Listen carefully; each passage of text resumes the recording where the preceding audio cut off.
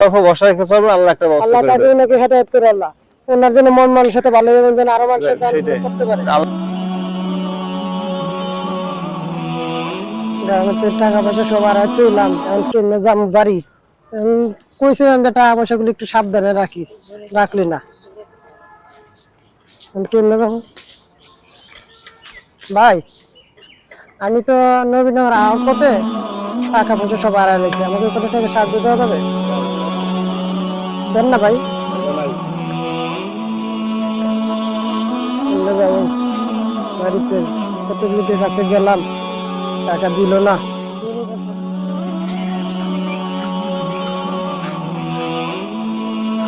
টাকা পয়সা চাইলাম, পাইলাম না। এখন কি করি? একটু গাছতলা বই একটু জিরাইলি, বসে একটু জিরা।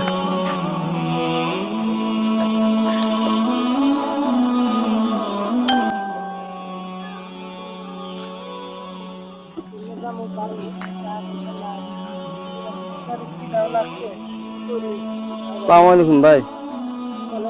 ভাই কি অবস্থা, আপনার বসে আছেন কেন? ভাই গাড়িতে আওয়ার পরে সব পকেট টাকা পয়সা সব নিয়ে গেছে, এখন কেমনে বাড়ি যাবো? ছেলের সকাল থেকে আমরা রাত থেকে না খাওয়া, টাকা পয়সা নাই। আপনার বাড়ি কোথায়? বাড়ি পাবনা।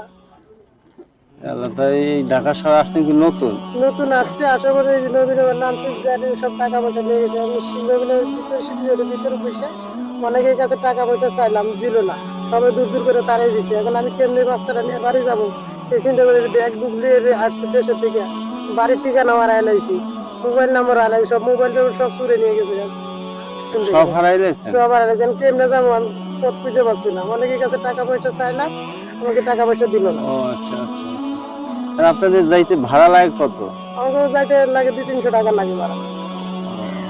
তো এটা দিলে আপনার সমস্যার সমাধান হবে? তুমি ওটা দিলে যাইতে পারবো, কোনো রকম জায়গায় পৌঁছতে পারবো। ও, এই অবস্থা না? আচ্ছা, দাম দেখি কি করা যায়।